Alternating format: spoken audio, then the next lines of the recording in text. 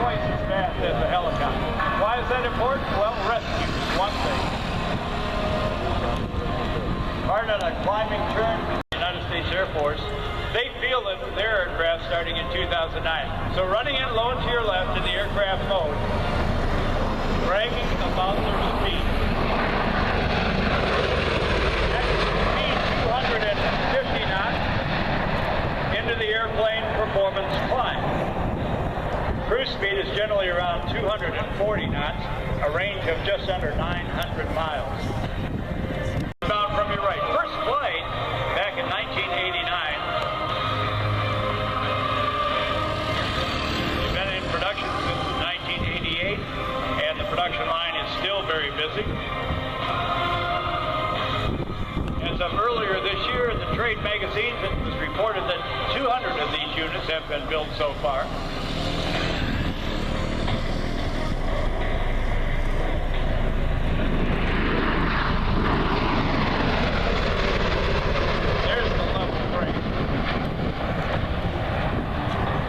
Now, from their maximum run-in speed, or redline speed of 240 knots, they'll go into a hover. Intrigue of the military and their conflicts around the world. And we lost the great author last October. He had finished a book about this and other events in the Middle East. The book came out after Tom Clancy had died.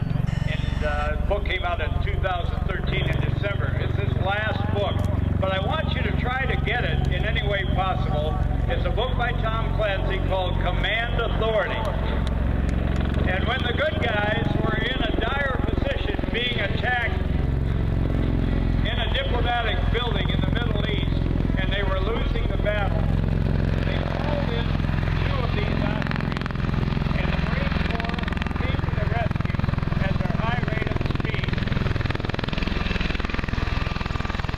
With a Gatling gun that you can't see because it's not installed on this airplane, they obliterated the enemy's positions surrounding our building and rendered all the occupants, the diplomats, the CIA agents, and the soldiers a method of escape.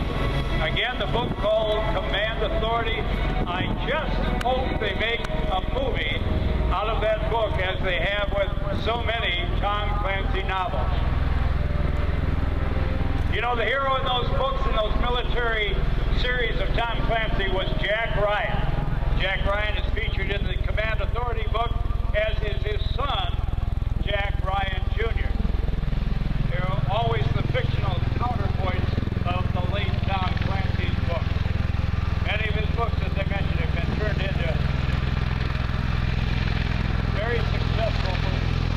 There's a little cachet back and forth, facing the spectators and translating the divine stuff.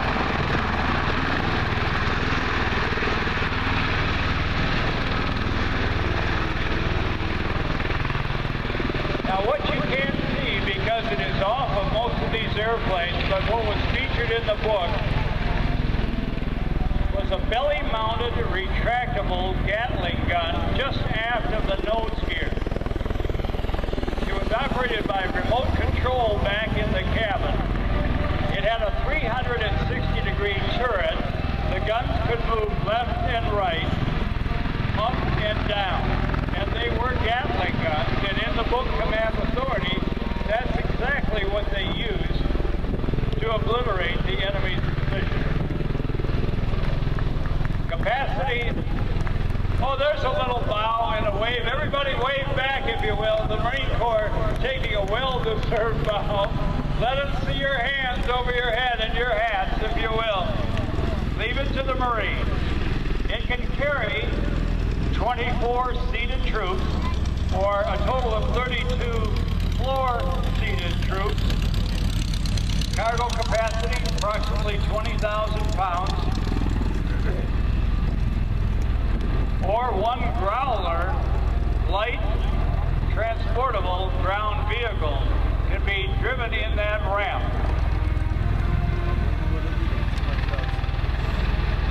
Ramp is also, as I mentioned to you, the steering position for that 7.62 millimeter or 50-inch Browning machine gun, and it is removable.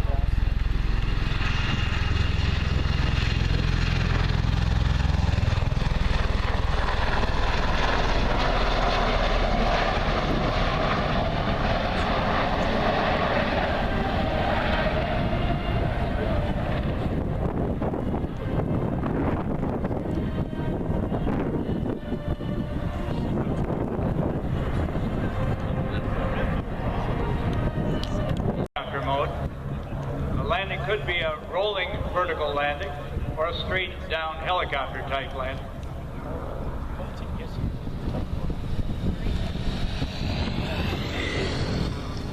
If you ever get a chance to see photographs or to get more information, look carefully at when the wings and the props are folded and try to describe it to me, because I just simply cannot describe it to anybody else. That's why a picture is worth 10,000 words.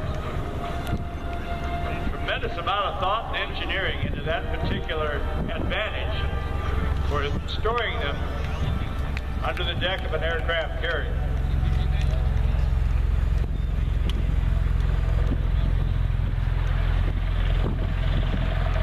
Combat radius approximately 400 nautical miles, and in the ferry mode with internal fuel tank up to just about 2,000 miles.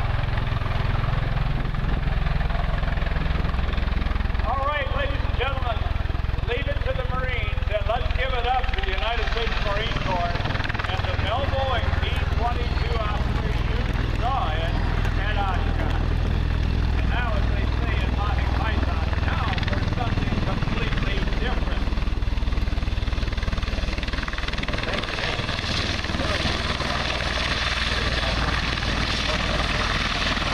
On the Jumbotrons right now, at the controls, we have Captain Matthew Kay. He's one of the pilots. The other is Captain Joel Lemassney. The crew chiefs are Sergeant Kyle Ogle and Lance Corporal Chris Hatchie.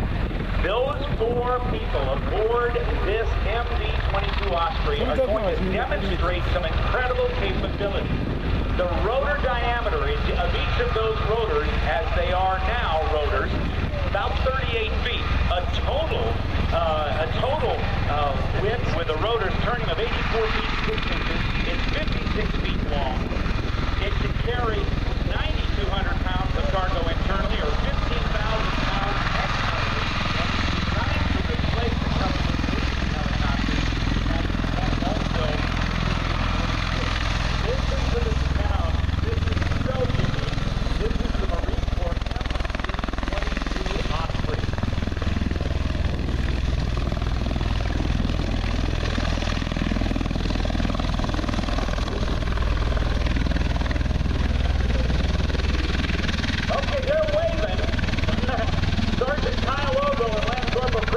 You're out there waving. This is your bird to fly, isn't it? That's right, sir. I'm a newly trained co-pilot, so those are two of my instructors in there that are about to show you the capabilities here of this fine aircraft. Now, it has gone through a significant amount of testing from its first flight back in 1998. But as you can see, vertical takeoff assured. This is something that you guys are really thrilled with this capability, aren't you? That's correct, sir. We can lift up to 15,000 pounds of cargo, what you saw just there. That's the forward plane. Now, the transition to forward flight is the fact of coordination, because as the both the Helicopter Association International and any of the other rotor heads here know that when you've got control inputs on the stick, on the cycling stick, and also on the collective, that causes a swash plate to change the pitch of the blade, and they're rudder pedals, right? That's correct. Nothing more than an airplane that and that is unique to this type of aircraft. Is there any other aircraft in the world that has this capability that you know of? I believe the Harrier can take off and land vertically too, but I'd like to think we do it. much more style. Well, there's no doubt about that, but the Harrier can't carry 24 guys either. No, he can't, but he does make the landing zone safe for us to go to, so. Indeed. Now, there it is on the Jumbotron. You can see a great close-up as the crew, Matthew Cave and Joel Lamassi, are bringing the aircraft back in for a demonstration of the ability of this aircraft to hover. Now, there are clicks. Right now, Joel is, and Matthew's clicked on that thrust lever in his left hand. He's now clicked it into helicopter mode. Does it feel a lot different when you're in helicopter mode? Well, the only thing that's changed is now your left hand no longer controls airspeed. It controls your altitude just like it would in a helicopter. So it becomes a collective, in other words. More or less, yes. More or less. Close enough. All right, now let's watch as they turn it into the dance. The nacelles can rotate not only to 90 degrees, but slightly beyond it. That's right, 96 degrees aft. So that enables it, gives it the capability of backing up. That's correct. All right, let's see what they do. Land gear down. Only about 75 feet above the runway.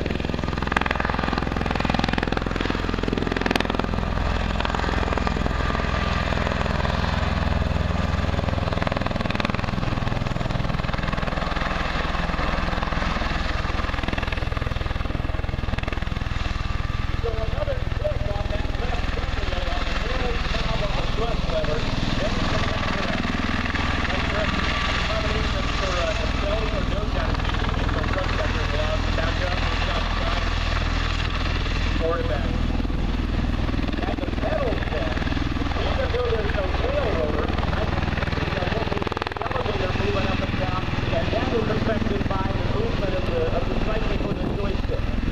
That's right, in helicopter mode, the control surfaces move but have no effect.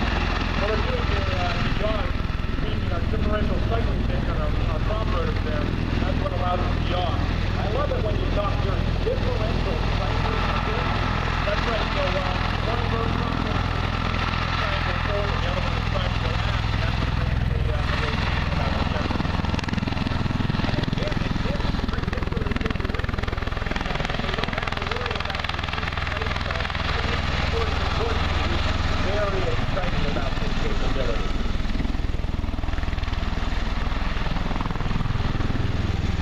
With a top speed of over 300 miles an hour, Zach, when it's in a hover mode, speed is not necessarily an issue, but how fast can it go forward in hover mode? Have you ever run that to the test? Well, we don't like to bring the nacelles down below until we get to about 40 knots, but you can keep the nacelles at about 60 and go as fast as 120. Wow. So 60 is what the man has. Let's see the green. That would be too much for land. I think that's when the rotor would probably get back up and go. They won't hit the ground at 60, but we are around the land on nacelles below at 75, and we'll see that there a little later. Oh, great. Cargo door open. Now, this does not have the capability to carry as much as an MH-53 or a C-46, but its ability to get in and out of a battle area or a combat zone is so much greater that I'm sure that the Marines are thrilled to have this aircraft as part of the inventory. Now, the Air Force also has some of these, other services as well. I understand that all of those crews are still trained at delivery. That's correct. Currently at CMS, we will both train Marines and Air Force pilots to fly the AirVenture V-22.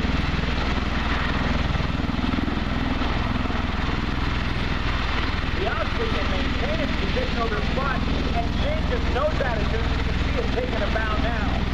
And also, I'm assuming that Newport may essentially be doing a hoverless track down there that wants to tell the pilot left, front, back, up, down, whatever. That's correct. The systems are essentially operating the aircraft. They let us know where the aircraft is staying relative to where we're at. They call us to depth, and they eventually need to hover precisely. We even transfer control and a hover to them in the back, and they can beep us forward and back up to 5 knots at a time for them to position the aircraft wherever they need to. Interesting as I look at this, I think of the power of the engine. The by North American Aviation in 1940 had Allison engines.